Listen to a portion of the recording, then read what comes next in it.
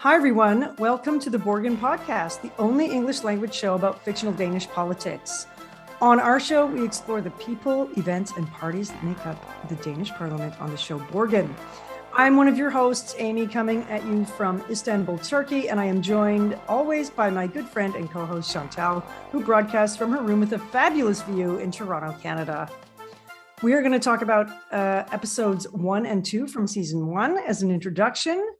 And in between how we speak about each episodes, we're going to come at you with some bonus content as well. And we'll talk about that a bit more at the end. So let's get to it, shall we?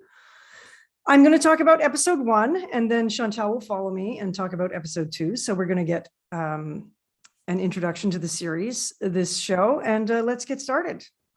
So episode 1, season 1 has a lot going on. We are introduced to all the major players and at various aspects of their professional and private lives.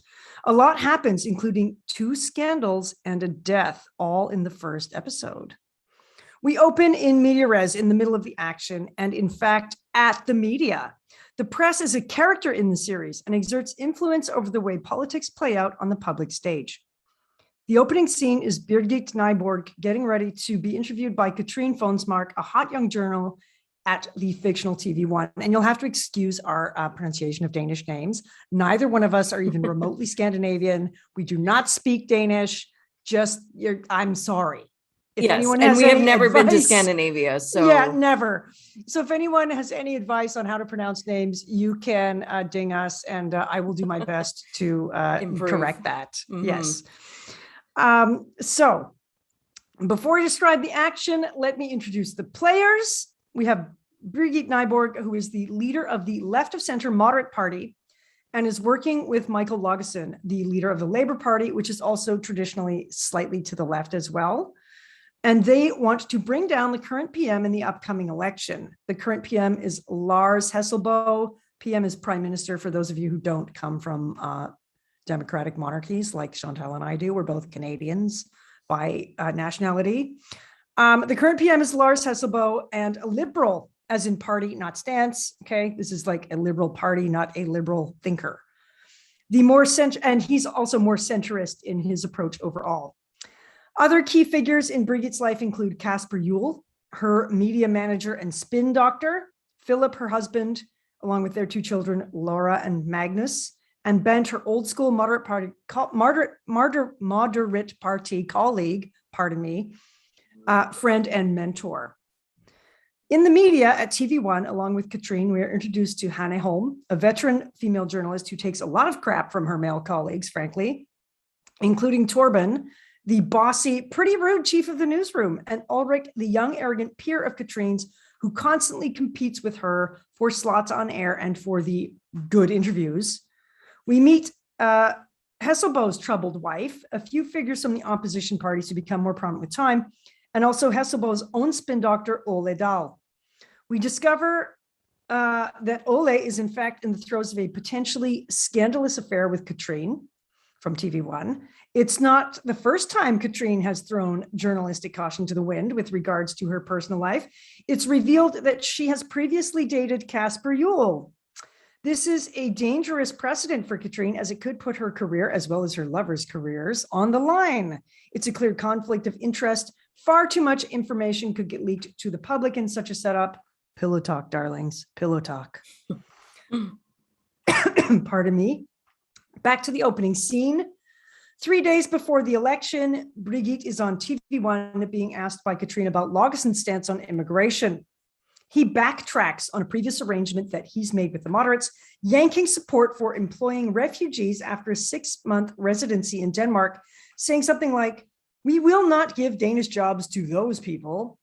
This is shown in a scene with him and Hanne Holm, and then they cut back to the studio where Birgit is being grilled by Katrine. We see Kasper off on the side trying to get Birgit to hold to the agreement with Lagesson's party, the Labour Party, despite the fact she clearly disagrees with it. She upsets Kasper by going out on a limb of her own integrity. saying that's not what the moderate party stands for. And if that is Labor's position, she will no longer support Lagesson, which is scandalous because this is 3 days before an election. They have a platform that they've put together. Ooh, it's heating up, darlings. He then asks her if she's taking, Casper, that is, asks Brigitte if she's taking any of this seriously. And she responds that it is, but later laments to Philip at home that night that she thinks she will probably lose support from the mods and she will likely have to step down as leader. But then it will be Philip's 5-year turn at focusing on his career. He's a professor, we learn later, which refers to an agreement that they made sometime in the past. Philip is in charge of the kids in the house mainly, including buying too many desserts, which causes Brigitte to gain weight. There is quite a bit of attention paid to Brigitte Nyborg's clothing and weight in this episode, which directly reflects the kind of criticism women get in terms of their professional lives, especially in the sphere of politics. No one asks any of the men how much weight they gain during an election. Meanwhile, in London, Hesselbo is in meetings with financial backers with Ole Dahl, his PR man, so Casper Yule's equivalent. He gets a desperate phone call from his distraught wife, who is becoming unhinged in Mulberry, an upscale fashion retailer. She runs up a $12,000 tab and calls Hesselbo to come and pay for it because she feels like crap because he never has time for her and she's always unhappy. It gets very heated. He has to leave the meeting, but he doesn't have his wallet with him, and he ends up paying with the Prime Minister's Euro account, which is potentially very scandalous. He will have to pay this back to the party immediately, and it's a bit of a risk. But Ole reassures him that can be taken care of quietly and nobody will ever find out. Ole, though, has his own troubles. He's married with kids and having an affair with the 29-year-old Katrine. He's 13 years older than her, and promises her that he is planning on leaving his wife. He lets it slip to her about Hesselbo's wife using tranquilizers, but doesn't tell her everything. They agree not to talk business, which is fine, until Katrine wakes up the next morning, chatting to Ole from the bathroom. And when he doesn't answer, she runs over to him and tells him, wake up, wake up. And suddenly she realizes he's never going to wake up because he's dead. He's had a heart attack, and Katrine flips out. The only person she can think to call is Casper to come and help her, and he does so. He hides all the evidence of her being in that apartment. He picks up all her cosmetics, her toothbrush, whatever she's left behind. But in his tidy up, he comes across the Mulberry receipts and stashes them. He even ends up calling an ambulance to come and deal with the body. So when news of this death hits the media, we see Hanne Holm at the press conference that's covering it rather than Katrine. Torben informs the news team that Katrine, that broad, has gone off the radar. And Ulrich says to Hanne via video link, I don't mean to criticize, but that woman's unstable. Give me the interview. Hanne doesn't appreciate this at all. And she says basically to him, look, Ulrich, if you're not going to criticize, quit being a critic.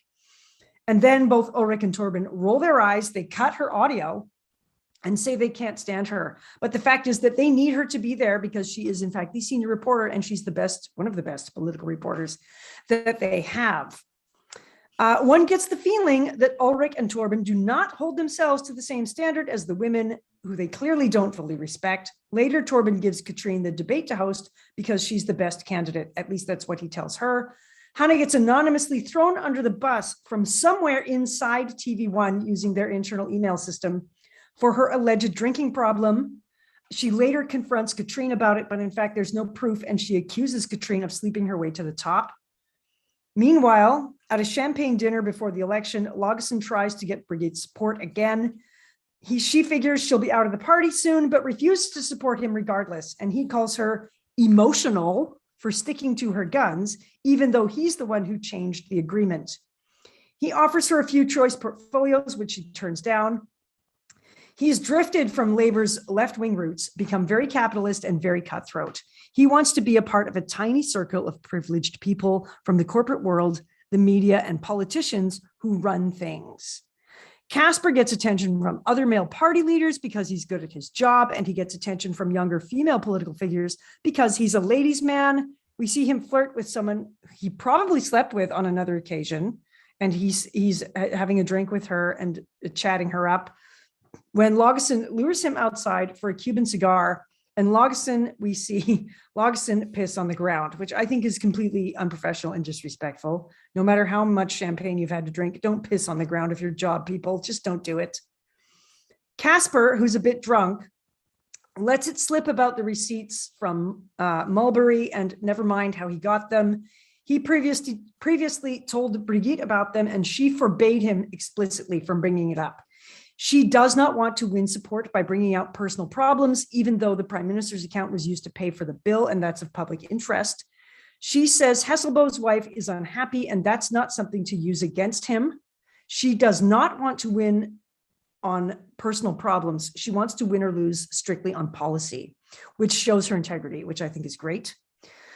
And later, there's an issue with Brigitte's clothing before the debate. Her traditional black suit doesn't fit, so she wears a less appropriate dress, which completely embarrasses her daughter. She goes off book in her speech as well. She is the second to last speaker and makes a killer from the heart speech about how everyone is such a pro because they preview their questions with the press beforehand. She says she feels politicians, like everyone else, should own up to their mistakes, and that she feels that Denmark is already a multi-ethnic society, and that it's a myth that everyone has the same opportunities in Danish society as there are race and class divisions present there. She says, if we are to create a new Denmark, we have to create a new way of communicating and doing politics. She wins over the crowd, basically. And then, of course, Logson drops the bomb of the receipts and the shopping trip. This proves to be great for TV1 and terrible for Logson, Hesselbo, and Casper. Casper is told to clear out his desk the next day by Brigitte Nyborg immediately. Bent then tells Brigitte that Logson has been dropped by labor. And at home, Philip, who's ever so sensitive in these early episodes, gives Brigitte a new black suit for the election day. The election is a huge surprise. The moderates gain 15 seats total by the end, which puts Brigitte in line for being prime minister. It looks like they need to form a coalition, which is fairly typical in Scandinavian politics. But regardless, Brigitte is completely shocked and tells Bent, her mentor, she doesn't get it. How did they pick her? And he tells her that she hit the zeitgeist and Denmark wants to be led by her. She says to him, what if I don't know how? And he reassures her, you'll learn along the way, like everybody else does. So Chantal, what do you think of the first episode? Action-packed, isn't it? Action-packed indeed. And I think it's a really critical episode for setting the tone of all of these characters. I like that we are introduced to them in a very personal way, which piques our interest immediately. Who are these people? What makes them tick? And why are we starting to get captivated by them, and what's their story? And I think it's really important that they set this up so that we see the personal aspect of them, because as we know, this is what informs people in their professional settings. Absolutely. I think it was sort of like on the edge of your seat, not knowing what's happening. I mean, the whole story about Oleg, I think, was very shocking. Nobody expected that. This like young girl in love would not expect to find her lover dead, No, and later. and it's not like he was 70 or, it's like he was, right. She's 29. He's 13 years older than him. 42. So he's like, 42? Something. And he dies of a heart attack. Hi, I'm almost 46. I don't want that to happen. That freaked me out. It did, but also, we see how some of these characters come together, like Casper Juhl. She basically, he's on speed dial for her, and we don't know why. We don't know a lot of their history together, but we do know that he's the man that you call to clean things up. He doesn't need an instruction manual. He's there to save the day. Everything comes very instinctual to him, and he's there to preserve the integrity and the reputation of those around him. Yes, and he is utterly capable. He is so slick and so good at his work. He knows exactly what he's doing, like you said. He's intelligent. He is, he's also a player, which is kind of interesting. That piques the interest of some people. Mm-hmm. Maybe me, maybe. At least fictional. I like fictional players, and the chemistry between him and Katrine, when we see them in conversation and he's like, oh, you never call me anymore. And like, are you seeing someone? And he tries to dig information out of her. And she's very like, I'm not going to tell you. But like the chemistry between them, it's like, it's totally there. And you can tell that, you know, that flame may be dampened, but it is not extinguished. Their story is not anywhere near being done. And you get that right from the first episode. It's like, I don't know, you know, anything about how they filmed this show or like how well the actors knew each other beforehand, but the acting and the dialogue is so well drawn that like the characters, you get that feeling that they know each other. This is an intimate relationship. They know a lot about each other, even if we don't find out as viewers for quite some time. Yes, but I think that's part of the audience curiosity is who are these people and how do they connect? Because in a critical situation like that, which no one ever wants to find themselves in, totally emergency situation. Who will come to your rescue, right? I know. I thought that was great. Episode 1, what I also enjoyed about it, it really, I think, effectively set the tone for who we're going to see in every episode to come and introduce who these people are with flaws and all. You know, the behavior from Han was not what any of us want to be on the receiving end of, to have that sort of accusation. And what I noted about Katrine is that even though this woman was talking down to her and accusing her of very serious things, she still had a lot of integrity as a character herself to have professional respect for this woman who has a, you know, very alleged drinking problem. Yeah. Well, she has a very successful career. She has an alleged drinking problem. She's very respectful of that. She doesn't lose her cool. But at the end of it, even the conversations between Han or it's actually Han talking down to Katrine. At the end of it, Han is also, you could see I don't think she completely disrespects Katrine. Yeah, she's giving her questions about like pointers about how she can, you know, press the various people she's interviewing for more information. So there's obviously like, even though she's angry, you still get the sense that there's like a connection of like a mentor junior connection and a female connection. Like Hani realizes that like, okay, I'm pissed at you right now. Maybe you did this, but like, I also understand how dirty you have to play to get ahead in this business. And, you know, she even says like, I'm going to use a curse word, but she's like, even a girl who fucks her way to the top is at least good at fucking, you know? So at least you have some kind of talent, but it's also revealed that obviously she thinks Katrina is a very capable reporter, you know? Yes. And let's not forget, in my opinion, after meeting Han in this first episode, Han's first love is the story.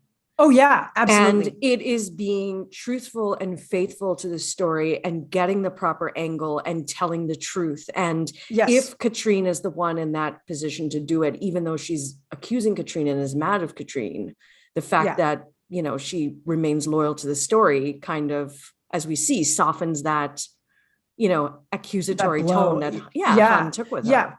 Yeah, exactly. And, you know, later we see Han kind of apologize at Ole's funeral, right? Like, because Katrine is barely holding it together. She is in deep grief for this guy who said he was going to leave his wife for her. They've obviously been having an affair for a while.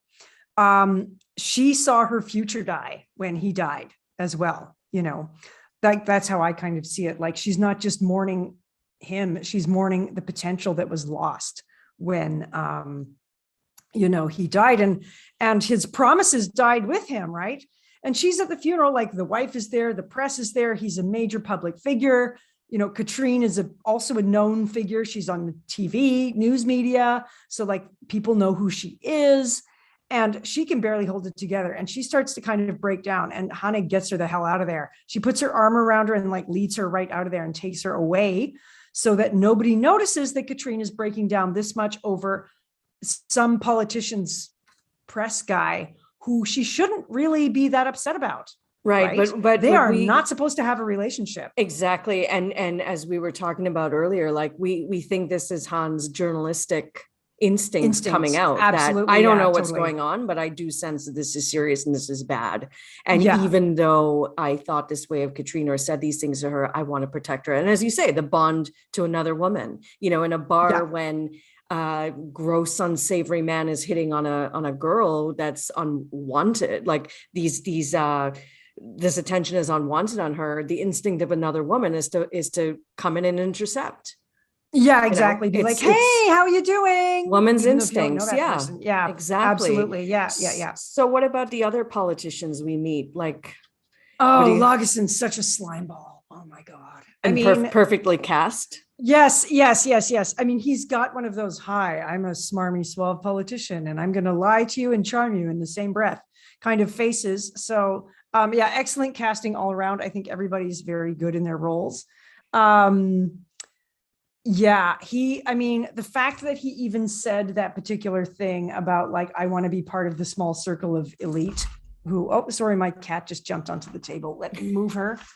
You can't come up here right now, dear. Come here. Sorry, it's like, home broadcasting business. So, the fact that he wants to be part of this elite is shows that he's separated from labor. Now, like the Labor Party in European politics is generally left of center. It's generally working class, pro-union, it's about the proletariat, the Workers' Party. And he doesn't give a crap about any of that stuff. He just wants to use the party to promote himself and get ahead as like be one of those elites.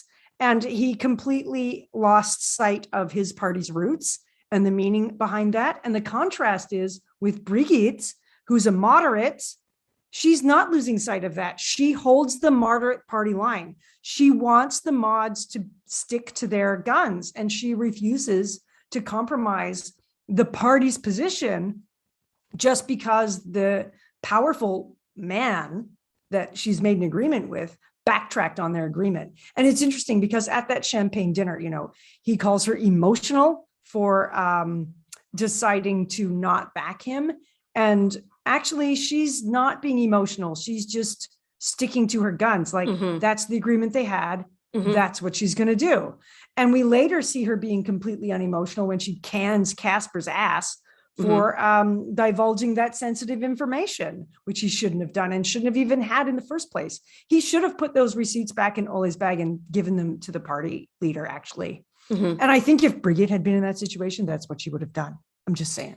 Well, and I'll say, like, after the first time meeting these people in episode 1, I do think that we get the sincerity when Brigitte speaks, when she talks about race and class. Yes, it's believed that she speaks from the heart, and she has this sensitivity angle towards it. And I also think with Casper, and I know you really like Casper. I think he's a fun character. He's really fun. He's a fun character. I quite like him myself, but I think where he becomes interesting is we see him as the cleanup guy. Yes. We see him as the slick, sexy guy that's chatting up the girls. We know he probably has some connection with Katrine, which we'll see later on. Oh yeah, he flirts with her so bad. He's like, "Hey, baby, are you seeing anyone? But how come you don't call me anymore?" And doesn't he bring her pastry at some point, and he sees her with someone else, and that's coming up later. That's coming up later. Yeah, so he does a lot of things for her. But then we see him as this sort of bad boy breaking the rules, which we know he shouldn't have done it. As you said, those receipts should have stayed in Ole's apartment. For it to, be found by the right people. So, exactly. So, but he still manages to, take care of business. Excuse me for a second. My kitty is sprinkling plastic. That's not good. We don't want that. Okay. So, that pretty much takes care of everything in episode 1, right? Like, I think it's about time for you to discuss the second episode. How does the story continue? Well, the story continues. So we go into episode 2, and this is the episode where Brigitte assumes the role of PM and works on assembling her government.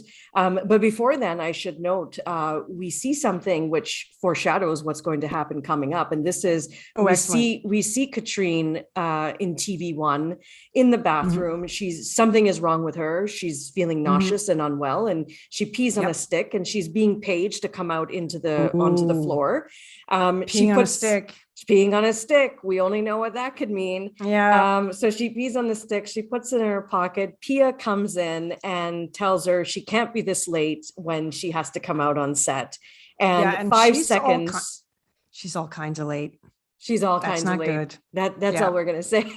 Anyways, we see Katrine 5 seconds before coming on air. Talk about consummate professional. She announces today Denmark got its first female prime minister.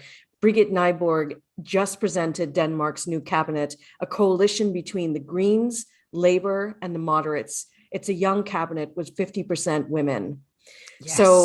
So this is a very good ending for your episode 1, into my episode 2. So this is the one where she assumes the role and she's assembling her new government. We found this episode to be jam-packed with a lot of critical political moves and insights. Yes. Many of the characters were involved in this episode. So I'm going to break this down by the summary of characters and the key actions that we saw in this episode 2. So I'll start with Hesselbo coming from the Labour Party, Svend coming from the Freedom Party, and Michael Lagesson, as we talked about in episode 1, coming from the Labour Party, and how conservative and slimy and xenophobic they actually all are. So Hesselbo is liberal, not Labour. Hesselbo is liberal. Thank you, Amy. I've made that mistake in my notes a few times as well. So don't worry about it. All right. And like I said before, neither one of us can pronounce Scandinavian names. Sorry. It's going to happen. That's true. It's going to happen. That's true. Yeah. So please forgive us, listeners. So we meet Svend and Brigitte. They meet at the beginning of the episode, and he tells her they differ on immigration, economy, taxes, culture, and the environment. He says to her, everything that you stand for, I am against. I am evil incarnate in your little intellectual world. You don't even have time to drink coffee with me. Sven's comments prove that he's xenophobic and ignorant. He's probably also chauvinistic and does not like anybody who thinks outside the box and challenges his conservative ways, especially a woman with an opposite point of view who doesn't make time for him. So Michael Lagesson, now from the Labour Party, wanted Brigitte to endorse him to the Queen so that he can be PM. Hoxhaven, who is the Labour deputy leader, sells Lagesson out by sharing to Brigitte and confiding in her that there are incriminating emails that he has of Lagesson, where Lagesson wrote and said, "The sight of Aisha from the Solidarity Party makes me sick. She wears her fanatical scarf promoting medieval anti-democratic religion." And I'm going to point out the name Ayça is a very common Turkish name, actually, and it's a very obviously Muslim character. So he's definitely got some racist tendencies there. Absolutely. I know I'm living in Istanbul, so I know a few Ayças. Go on. So Hoxhaven tells Brigitte that that Lagesson would like to ban all headscarves in public if he came into power. Hoxhaven does not really like Lagesson because he promised Minister of Justice to Hoxhaven and took it away. Hoxhaven wants Brigitte's support, and Brigitte agrees because she does not want Lagesson to be the next PM of Denmark. Unfortunately, this does not work out for Hoxhaven because the party nominates Bjorn as the new party leader. Brigitte speaks out and says to Bjorn, "I cannot support you. You're not cut out to be the prime minister." Bjorn is a gifted politician, but he is no leader. Yeah, I felt sorry for him at that point, actually, because he seemed like a nice guy. Like his character's presented quite nice. And I was like, oh, that's kind of mean. But I think it's because that's all we knew about him, that he was this nice guy. But politically, we never saw him get in the action. Chance. Exactly. Yeah. So we're not sure if Brigitte's comments are on the mark here or not. So yes. So Hesselbo should have worked harder to take better care of his wife and to cater to her needs, as we saw in your episode 1. Perhaps if he did that, she wouldn't be performing desperate cries for attention by demanding for him to buy that 12K purse. He got himself into a very messy situation, which he felt he had to break the rules and commit fraud to appease her temper tantrum in the woman's store, to which he left a business meeting because she was having a meltdown. He didn't know neither of us, any of us would have known that this would have snowballed like this to cost him the election, ultimately cost him the election. Somehow I feel a woman never has the day off from being the wife or the mom or the politician and is under tremendous pressure daily to make everyone happy. Could have Hesselbo worked harder on his relationship with his wife? I think yes. Mr. and Mrs. Hesselbo then go on TV1 to be interviewed by Ulrich as a way to explain the background of what happened, and that Mrs. Hesselbo was starting to take pills because she was unhappy and got out of control. But Hesselbo has been supportive. Hesselbo admits that he was wrong to have used the official Eurocard, and he's long paid back the money. He also formally apologizes to his wife and says that this has made them come out a stronger couple. Hesselbo is panicking because he knows the credit card charge for the purchase of the handbag made him look very badly. And he tried to get Brigitte to join him to form a cabinet and give her 5 seats. So over to Bent now. So Bent, as we see from episode 1, is Brigitte's old mentor and friend. He notes that Hesselbo met with Brigitte in the labor office, and Bent says to her, he's pulling a power bluff on you. Bent is the person who instills belief, imagination, confidence into Brigitte, and he takes her up to the roof and he tells her, all of this could be yours, as he gestures into the horizon. You have to grab the power and hold on to it before it will be gone before you know it, or it'll be gone before you know it. Hesselbo and Brigitte meet, and he is overly confident, thinking that she will be joining him in his cabinet. He jokes with her and says he expects his ministers to keep their appointments. She delivers the news that they are going to support another prime minister. And he asks who, and she says, me. Brigitte is very intelligent, forward-thinking, bright, and progressive, and she is really propelled forward and has been propelled forward by herself, the unwavering support of Bent and her husband, Philip.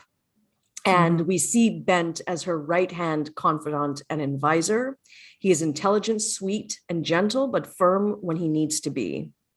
Yes. So that is my little summary and recap of episode 2.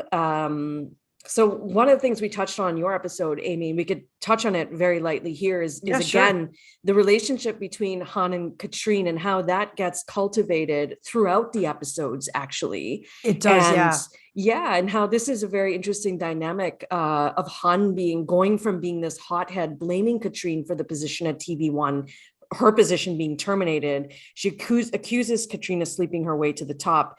And as we talked about, Katrine never loses her cool to her.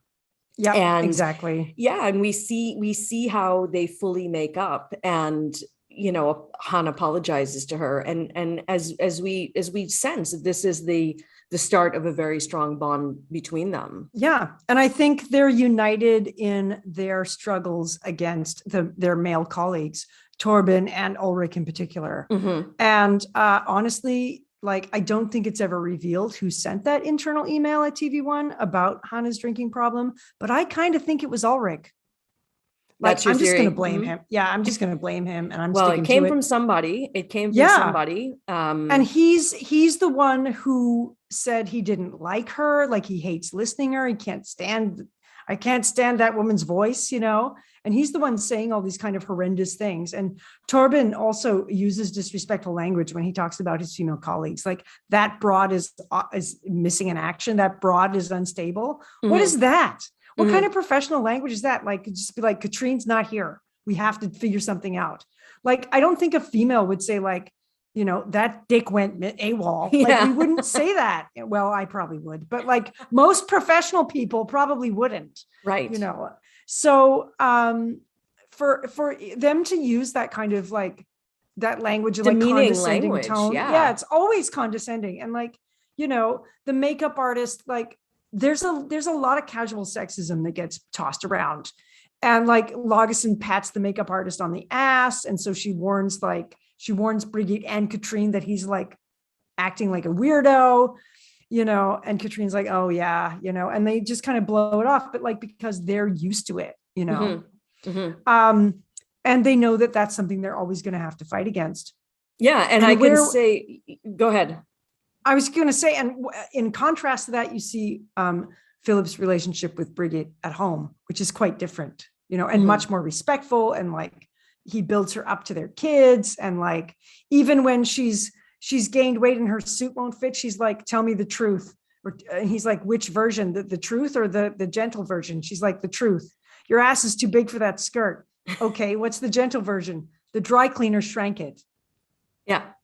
So he's like, and then he's like, they flirt. They have a great sex life initially. And, at the beginning of the series in particular, before she becomes PM, because like, they're so in love with each other, and he, like, the actor plays him. Hello, yummy. And like, but they both look their age. Like, they're both over 40. They're both like grown ass people. They, he's got gray in his hair. She's got the the middle-aged weight problem, like a lot of women of a certain age, kind of face. Right.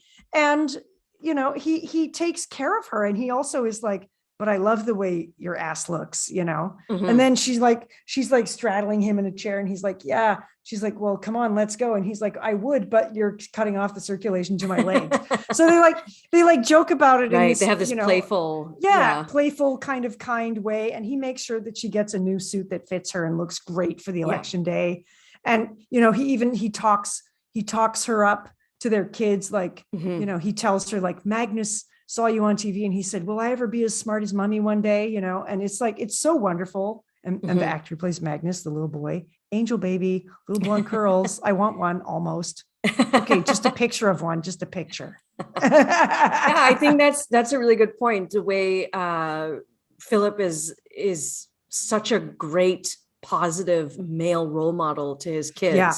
And he's not, in these early episodes, he's not threatened by Brigitte at all. He's enthusiastic. He is behind her 100%.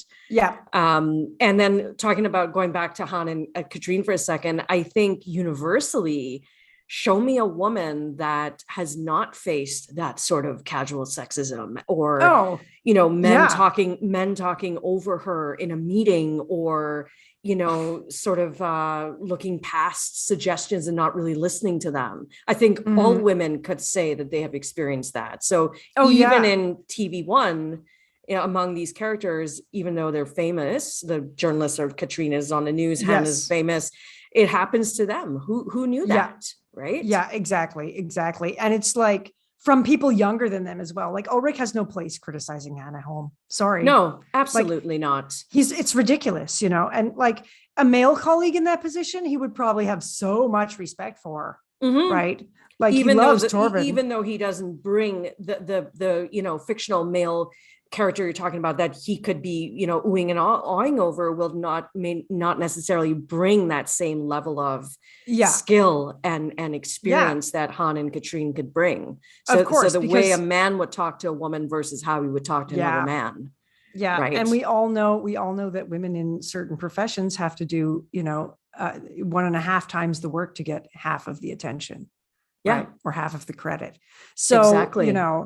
And before any, male listeners start calling us out on that, just go look at the statistics, please. Just go. Okay. Just go. If you're not into feminism, don't listen to us. Just don't. Yeah. Go listen to Joe Rogan or something. So what do you think about the role of mental health in this episode? Yes. Being the partner of a politician, not just any politician or minister, but the prime minister. I'm talking about Hesselbo's wife. Yeah. Hesselbo's now, I don't even remember what her name is. I think it might be Christine or something. I can't remember. But it's interesting. She's presented as the typical hysterical female, right? Like, who's obsessed with money. Okay. She wants money and status. You owe me this expensive designer, whatever, handbag and clothes and whatever, because you don't pay enough attention to me. And you said you would, and I'm mad at you, and you have to make this up to me. And it's obvious that she's hysterical. She's gone off the deep end. It appears to be not the first time it's happened, even though there's a comment, like somebody says, oh, is she taking tranquilizers again? And so it's like kind of this put down that she's like this. But what else is she supposed to do? She obviously feels neglected. Their whole presenting themselves on TV1 is so phony looking. Like they say they've worked it out, but it's obvious that they haven't. Like, it's just very interesting that she's presented like in this kind of very stereotypical hysterical female way. Whereas like other female characters aren't presented as much more stable and pulled together, at least right now, except for Katrine's grief, I guess. Yes. And I think that Mrs. Hesselbo is a tool. She is there to blame. This is why Lagerson did it. And even in the interview, I believe at the end of the interview, while they were rolling, they were holding hands. But as soon as they cut, I believe Mrs. Hesselbo pulled her hand away from him. Oh yeah. She feels she's done with him. He's done. She's tremendously hurt. We know that. Yeah. She's unfortunately turning to pills as a coping mechanism and doing really desperate cries for attention. I wish, not just for her, but speaking about anybody in that situation, that they would have found something to take their mind off of feeling so alone. Yeah, or found something. Something to sort of help heal that, Right. And I really admired Brigitte for saying, I'm not going to exploit Hesselbo's wife's unhappiness for my own gain. She refuses to accept that bait. It would be super easy to do that, but she refuses to do it. And she sacks Casper immediately for doing that. She warned him. He did it. He's done. And as far as her being emotional, when she fires Casper, she's like, clear your desk out by 9 a.m. And oh, by the way, please hand in your phone, your name tag, and your computer at security. Like there's no emotion, none, even though it's obvious from the beginning where they're like bantering back and forth. And she's like asking him, like, what should I say here? What do I do here? And he's like, stick to this, do that. And he's like, they carry each other and they have a good rapport. But when he crosses the line, that's it. The professional cannot be overrun by the personal. Ever. And she's very good at drawing that line. Yeah. And she doesn't, it's not a cop out. She controls her domain very well. Yes. She doesn't let any other factors influence what she needs to do. And she knows in order to be successful, she has to get rid of a person like Casper because she sees him as a threat. He can't be trusted. Yeah. So that's what she ends up doing. Yeah. He could damage their party equally as badly if he's going to do stuff like that. I mean, it is very slick how he hides how he deals with the poor Ole Dahl, the dead guy. I feel, it was such a shock.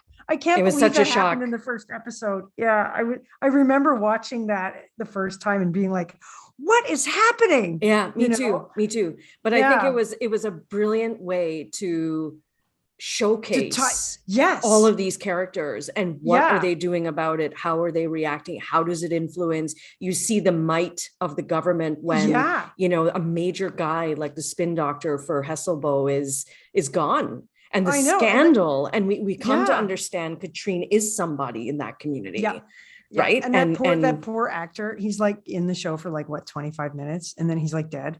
But his character has such big influence; he lives forever in our hearts. Well, this is the whole reason. The whole reason, the story took the turn that it did. It did. Of course, it unleashes everything. So he had a great role, and just the acting. Like everybody is a good actor in this show. Like I can't think of an example in the first couple of episodes where I went, that guy's kind of a wooden dud. The guy who plays Svend-Åge, the guy who plays the conservative leader. I mean, perfectly cast. He's kind of this corpulent, like snaggletooth, like hideously ugly looking person with a terrible personality. Yeah. You just get the feeling revolting. Like, oh yeah, he's awful. And I sincerely hope that in real life, that actor is like super nice and sweet. Cause like, I don't want him to be like his character, And I just thought it was so perfectly cast. And he even approaches Casper and he's like, what exactly do you do? Like, what do you the way he speaks to people is just so unsavory. It's so condescending. Yeah. It's constantly like I know better than you and you're my inferior no matter who you are, And there are times where his character gets a little bit more of an empathetic treatment, but he's generally like a villain, and he's like classically villainous. Yeah. And I enjoy his character a lot, actually, even though he's awful and like there's nothing I like about him. But as a foil, he's excellent. He's really excellent. Yeah. So is there anything else we want to say about this episode before we close it up? I'm trying to remember if there's anything specific. We know about the pea on the stick thing. Yeah, that's going to come out. That's going to come back. That's obviously coming up in another episode, as is Casper and Katrine's relationship. We know that, I would say, as an astute viewer, that the Hesselbo's relationship and the difficulty that they face is going to be kind of something that anybody in that position is going to have to deal with. Being PM is going to affect your home life, and that's kind of foreshadowed a little bit. So we know that's probably going to be an issue coming up. It's just how that plays out. And we'll see Casper, obviously, he gets fired in the second episode, but he's such a key player and such a dynamic character. We know he's going to be back at some point. And also like Pilou Asbæk, great actor. He's great. I love him in everything he does. The same with the actress who plays Brigitte. Cisse, what's her full name? Cisse Babett Knudsen. Yeah, she's fantastic. And I've seen her in one film, and I really loved her in that, where she plays, I can't remember the name of the film off the top of my head. We can add it in our bonus content episode if I recall it, but she plays the head of a crime family. She's excellent in that. It's fantastic. That's something I should mention. So in between our shows about specific episodes, we're going to do 2 episodes of Borgen per show of ours. But in between, we are going to offer you some Borgen bonus content. So where we will do a little bit of deeper dives into characters, into the sets even of the show, the weather, all kinds of different aspects. We're going to look at interior design and how relationships play out, all of that kind of stuff. So stay tuned for that. Yeah. So that's a wrap, Amy. Chantal reporting live from Toronto, Canada, signing off, wishing everyone a great day. It's 3:24 p.m. in the afternoon where I am. Yeah, and I'm signing off from the Asian side of Istanbul, Turkey, on a rather rainy Saturday. And it's 10:30 p.m. here. And I'm here doing this podcast instead of being out enjoying the Istanbul nightlife. But frankly, on a rainy day like this, there's nowhere where I'd rather be than doing this show with my excellent friend. Well, thank you so much. And we'll see you all on the next episode, where we're going to have a bonus episode, and we will be talking about Brigitte and what is it about Brigitte that we admire, enjoy, look up to, and are so captivated by. So that will be our next episode. So we'd like to thank our listeners for joining us on this episode. You can check us out on our website, theborgenpodcast.com, where all of our podcast episodes are archived, and you can learn more information about us and the show. We'd like to thank our good friend Garth Jensen for providing us our intro and outro music. Thank you very much, Garth. And lastly, don't forget to check us out on all social media platforms. We are there, and we'd love to hear from you. Don't forget to connect with us and share what's on your mind using the hashtag #TheBorgenPodcast, or by sending us an email or voice memo at theborgenpodcast@gmail.com.